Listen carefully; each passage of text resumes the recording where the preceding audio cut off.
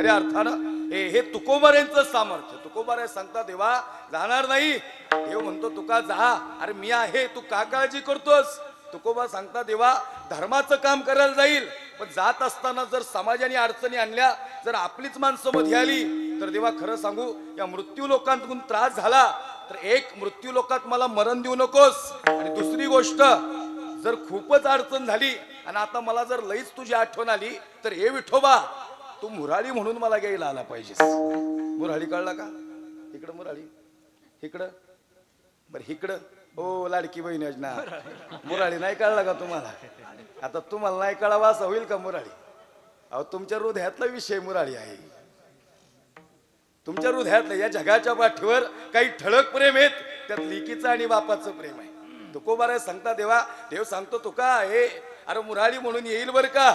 ऐका ऐका, मला हा विषय सहज सांगायचा, मला बाप सांगायला उभा नाही. अंतकरण दाटून आलं. ए पोरगी म्हणती बाबा पलीकडच्या गावात मैत्रिणीचं लई मोठं लग्न झालं आणि खरं सांगू का तालुक्यातलं मोठं कार्यालय बापाने घेतलं होतं. 50,000ची साडी अंगावर होती आणि गुलाबजामचं जेवण होतं. केविलवाणी चेहऱ्याने उभा असणारा बाप, ज्याचे दोन्ही शर्टाचे खिशे फाटलेले आहेत. अंतकरण दाटून आलं. मळलेल्या धोत्रात उभा आहे. पोरीकडे बघितलं आणि खुरबुडीत हाताने दोन्ही हाताने खऱ्या अर्थानं हात फिरवला. बाप म्हणतो भाई काय इच्छा आहे ग, काळजी करू नको, तू जेवी अंगावर 50,000ची साडी आण. काही अरे तालुक्यातलं काय जिल्ह्यातलं मोठं कार्यालय घेऊ, गुलाबजामचं जेवण ठेवू, 2 स्वीट डिश ठेवू, का काळजी करती. पोरगी म्हणती बाबा अरे आधीच एवढं कर्ज पाणी झाले आणि आता कशापायी करणार बरं. खरं सांगू का हे आई, तुमचे डोळे लगेच भरून येतात बरं का, याचे डोळे नाही भरून येत. अजून एक सांगू का, आईचं प्रेम म्हणजे पडद्याच्या समोर उभं राहून प्रेम आहे आणि बापाचं प्रेम म्हणजे बाप हा पडद्याच्या आडचा कलाकार आहे. लक्षात नाही का? आणि बाप पडद्याच्याच मागं चांगला दिसतो.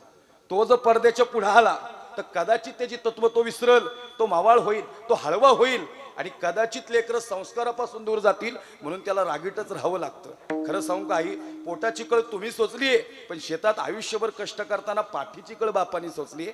या जगाच्या पाठीवर हा मुराळी मात्र लई दुर्लभ आहे. लेकीचे डोळे भरून आले. लेक म्हणते बाबा खरंच का हो. हे बाप म्हणतो बाई काळजीच करू नको, लई मोठं लग्न करतो तुझं. आता इथं बसलेले किती बाप आहेत आणि इथं बसलेल्या किती लेकी आहेत, त्यांना क्षणात त्यांचा बाप त्यांच्या डोळ्यासमोर उभा राहिला असं. मी बाप सांगायला उभा नाही, मी काय तुम्हाला हे कीर्तन सांगायला आलो. मी तुझ्यासाठी जीवन जाळीले तुने नाही पाणी पाजिले. ते ट्रेंड संपलेला, यांनी काय 500 किलोमीटर मला उगं एवढ्याला म्हणून नाही बोलावलेलं. लक्ष देऊ नाही का मला काय सांगायचे. मी नुसता विषयाला स्पर्श केला. इथं बसलेल्या काही मुली लेकींचे डोळे लगेच भरून आले. का माहिती का? कदाचित त्यांचा बाप त्यांच्या डोळ्यासमोर उभा राहिला. त्यांनी संघर्षाची गाथा लिहिली, त्याची व्यथा जीवनात एवढ्या मोठ्या होत्या, पण गड्या त्यांनी लई मोठं लग्न केलं. हे ज्या दिवशी पाहुणे बघायला आले ना, त्या दिवशी खरं सांगू का अशी थरथर त्या हाताने कब्बशी घेऊन गेला जावाय. आणि लोकांना म्हणतो कस काय जावाय बापू, अजून लग्न बी ठरलं नाही बरं का काळे महाराज, अजून लग्न ठरलं बी नाही तरच म्हणतो कस काय जावाय बापू. त्याला लय अभिमान, कोण त्याचा अभिमान हिनावून घेऊ. आणि खरं सांगू तुम्हाला हृदय भरून आलं त्याचं. आता काहीच आतून माथरीने आवाज दिला, म्हणजे बाद झाला तुमचा मोठापणा, ती पार्टी लई मोठी आहे, काय तुमच्याकडं आधीच एवढं कर्ज झाले आणि तिथं मोठापणा सांगता यांची ना आपली सुरीक जमणार नाही. हे पुरी तुझ्या बापाच्या काही नादाला लागू नको, शांत बस. तेवढ्यात बाप म्हणला बाई इकडे. पोरगी जवळ आली आणि बाप विचारतो हे बाई यार कशी काय वाटतात माणसं, पोरग कसं काय पसंत आहे का तुला. पोरगी जशी लाजली ना, बाप म्हणतो ह्याच घरात द्यायची, तुला काळजीच करू नको. पोरगी म्हणते बाबा अरे आपली परिस्थिती नाही तेवढी, ही मोठ्या मोठ्या गाडीवाली माणसे, अरे लई यांच्याकडे शेती जमीन जुमला, तुम्हाला जर हुंडा मागितला तर. बाप म्हणतो भाई तुला विचारलं नाही का अजून मी कसा आणि हुंडा, पण खरं सांगू का तुझ्यासाठी हे बाप कष्टाचा काबाडी उस मळ्यात काढतो या, माझा कंठ दाटतो या गोष्ट बापाची सांगता. खमीस खवाटी फाटलेलं, सुई दोऱ्यानं शिवलेलं आणि माझ्या बापाच्या धोत्राला किती ठिगळ जोडलेलं, इतका स्वाभिमानी येतो. त्याचा कणखर कणा आहे आणि त्याच्या हृदयात लाजाळूची संवेदना आहे. त्याचं अंतकरण दाटून आलं. पुरीनी कडकडून बापाला मिठी मारली.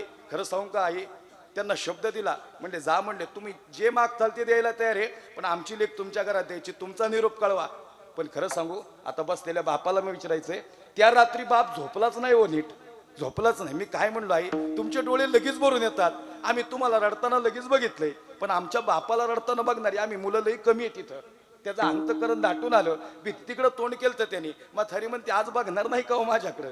काहीच बोलला नाही तो, शांत झाला, असा हात वाढला आणि मग लालबुंद डोळे दिसले. मग थरी म्हणते आयुष्यभर लई भांडणे केली हो मी तुमच्याशी, लई टेन्शन दिलं तुम्हाला, लई चिडचिड केली, तरी कधीच तुमचे डोळे नाही वरून आले, आज मात्र तुमचे डोळे वरून आले. काय म्हणला माहिती का? काय नाही ग, पोरीचं लई मोठं लग्न करायचे. बाई म्हणती मैत्रिणीने 50,000ची साडी घातली, तिची बी इच्छा आहे. खरं सांगू का, डबल कष्ट करीन, उद्या 8 तास तो 12 तास जाईन ग, शेतात जाईन, पण खरं सांगू का पोरीचं लग्न लई मोठं करीन. मग थरी म्हणते अहो जमणार आहे का तुम्हाला? पण खरं सांगू का महाराज, केलं त्यांनी लई मोठं लग्न, लई मोठं लग्न केलं. ज्या दिवशी लग्न मोठं केलं ना, त्या दिवशी लेकीचं लग्नात लक्षच नव्हतं.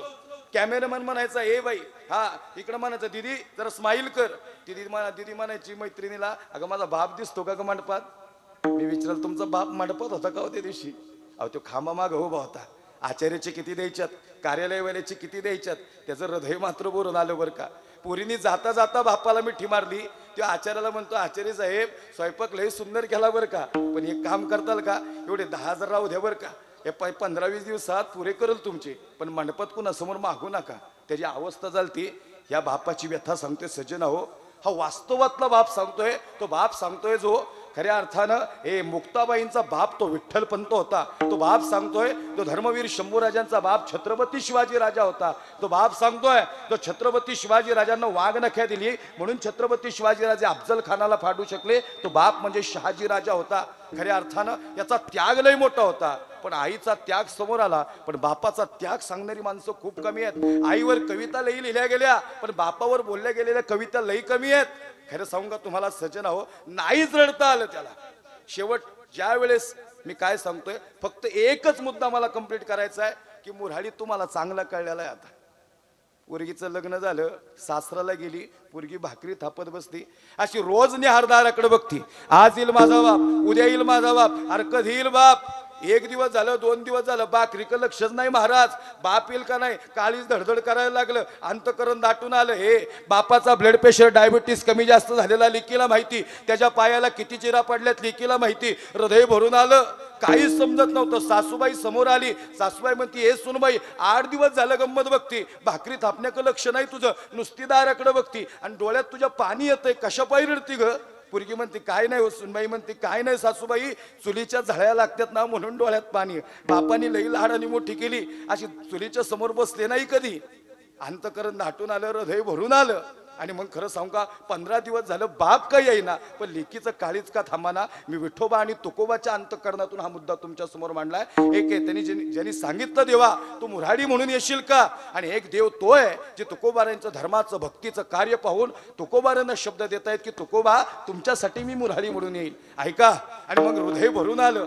15 दिवस झालं बाप काय येईना आणि लेकीच्या डोळ्यातलं पाणी काही थांबाना. पण सांगू 20 दिवस झालं तरी बाप नाही आला. 21व्या दिवशी नेमकी भाकरी थापण्याकडे लक्ष गेलं आणि तेवढ्यात बाप दारात उभा राहिला. बापाने आवाज दिला, बाई येऊ का घरात? नुसतं एवढंच म्हणलं ना, पोरीनी भाकरी पीठ सगळं तिथंच धाडकन उठली, कडकडून जाऊन बापाला मिठी मारली. आई जशी लेकीने बापाला मिठी मारली ना, तशी ढासा ढासा पोरगी रडायला लागली. बाप म्हणतो, बाई लोक चांगली नाहीत का ग? अरे कशा बाई रडती? बाबा अरे लई सोन्यासारखी माणसं बघून दिली हो तुम्ही मला. अरे मग अडचण काय नाही म्हणले. तुम्ही शेतात जाताना या बांधावनी त्या बांधावर जाताना तुमचे पाय आता खरं अडखळत असतील. तुमचं खऱ्या अर्थानं पायाला चिरा पडल्यात, पण चिरा पडलेल्या पायाला तेल लावणारी पोरगी आणि तिची आठवण तुम्हाला दाटून येत असेल का नाही? सांगा ना बाबा. डायबिटीसची ब्लड प्रेशरची गोळी कुठल्या कप्प्यात ठेवली कपाटाच्या, हे तुम्हाला आठवत असेल का? हे अंतकरण दाटून आलं आणि बापाने मिठी सोडली ना, आता बाप रडायला लागला. खरं सांगू काही, लेकीनी बापासाठी रडावं याच्यात नवलच नाही हो. लेकीनी बापासाठी रडावं याच्यात नवल नाही. इथं बसलेल्या असे कित्येक बाप असतात त्यांनी 5-5 सालाईन लावले हो, पण तरी शेतात गेला. मग थर म्हणतंय माझं पोराचं लय मोठं शिक्षण करायचंय, मुलीचं लय मोठं लग्न करायचंय. जे व्यसन करत असन त्यांनी ऐका गड्या, तुम्ही आता 90 झिंगाट होता, पण पुढचं आयुष्य तुमचं लय अवघड जाईल. तुमचे मायबाप तुमची वाट बघतात घरी, कुणीतरी वाट बघते. अरे ती म्हातारी तिने आयुष्यभर कष्ट केले, कधीतरी तिच्या आयुष्यात चांगले दिवस आणा, कधीतरी तिला बंगल्यात बसवा, कधीतरी म्हातारं तुमचं असं चोपाळ्यात असं झोका घेत बसलं पाहिजे कधीतरी. का गेल्यावर कितीचा बंगला बांधताल, कोटीचा बांधताल का? नुसता चोपाळा हलेल त्याच्यात बाप नसेल. लक्ष देऊ नाही का? जोपर्यंत आयुष्य ना तोपर्यंत सुख देता आलं पाहिजे आपल्या माणसांना. अंतकरण भरून आलं. खरं सांगू का, लेकीनी बापासाठी रडावं याच्यात नवल नाही. आई तुमचं हे बघा, तुमचं काळीज हळवं आहे, तुमचं मातृत्व हळवं आहे, तुमच्याकडे जिव्हाळा आहे, तुमच्याकडे आत्मीयता आहे, तुमच्याकडे प्रेम आहे. तुम्ही रडणारच बरं का, पण जशी मिठी सुटली ना, आता बापाने मिठी मारली, बाप रडायला लागला. पोरगी म्हणती बाबा अरे मी रडली याच्यात नवल काहीच नाही हो, पण तुम्ही कशा पायी रडता. बाप म्हणतो बाई शेतातून दमून आला ना, श्रमलेल्या बापासाठी लेक नारळाचं पाणी आणि लढणाऱ्या लेकीसाठी बाप बुलंद कहाणी. जसा दमून यायचो आणि जसं तुला मिठी मारायचो ना, लय भारी वाटायचं, तांभर पाणी घेऊ यायचं ग. पण खरं सांगू का, आज नुसतीच भास होतात तुझ्या घरात, पण तू दिसत नाही ग. हृदय भरून आलं. आई ऐका ना, माझा मुद्दा संपलेला आहे. लेकीने बापासाठी रडावं याच्यात नवल नाही, पण बापाने लेकीसाठी रडावं याच्यात नवल आहे. मी परवाही मुद्दा सांगितला महाराज, विराट कोहली आणि रोहित शर्मा या स्टंप पासून त्या स्टंप पर्यंत गेले. हाय व्होल्टेजची मॅच होती साहेब, आणि वर्ल्ड कपची मॅच होती. कोण जिंकेल सगळ्यांनी असे प्राण मुठीत धरले, जणू काही मोठ्या स्क्रीनवर मॅच चालली होती. भारताची प्रतिष्ठा पणाला होती. या स्टंप पासून त्या स्टंप पर्यंत आमचा खेळाडू पोचेल का नाही म्हणून धडधड वाढली होती. पण खरं सांगू, या स्टंप पासून त्या स्टंप पर्यंत खेळाडू पोचला. वर्ल्ड कप भारताचा झाला, सगळ्यांना आनंद झाला, अख्ख्या अखंड भारताने टाळ्या वाजवल्या. पण तुमचा माझा बाप या बांधावणी त्या बांधावणी घाला, त्याचे पाहिले थरथर कापत होते. डॉक्टरला म्हणतो डॉक्टर 2 सलाईन जास्त लावा, पण अंगात ऊर्जा आली पाहिजे मला. आज मला 12 तास काम करायचे, उद्या सावकाराचे पैसे द्यायच्यात. पण खरं सांगू का, विराट कोहली रोहित शर्मांसाठी आम्ही टाळ्या वाजवल्या, तर आमचा बाप या बांधावणी त्या बांधाव गेला. त्याचे हातपाय थरथर कापत होते, त्याची पाठण काळी पडली होती. आणि परिवाराचा वर्ल्ड कप जिंकण्यासाठी तो आयुष्यभर कष्ट करत होता. मग मला सांगा नाही, या बांधावणी त्या बांधावा आमचा बाप गेला, अरे त्याच्यासाठी कोणी टाळ्या वाजवल्या का गड्या? जगी यायचा बाप व्हावा ज्याचा वंश मुक्तीचा जावा. माझा मुद्दा संपलेला आहे. या पहिल्या मुद्द्यात मला हे सांगायचं होतं, लेकीनी बापासाठी रडावं याच्यात नवल नाही, पण बापानी लेकीसाठी रडावं याच्यात नवल आहे. जगद्गुरु तुकोबाराय सांगतात, देवा मुराडी म्हणून येशील का, याच्यात नवल नाही. पण तुकोबारायांचं धर्माचं काम, तुकोबारायांचं भक्तीचं सामर्थ्य पाहून जगाच्या मालकानं तुकोबारायांसाठी मुराडी म्हणून यावं, हा मुराडी दुर्लभ आहे. विठ्ठल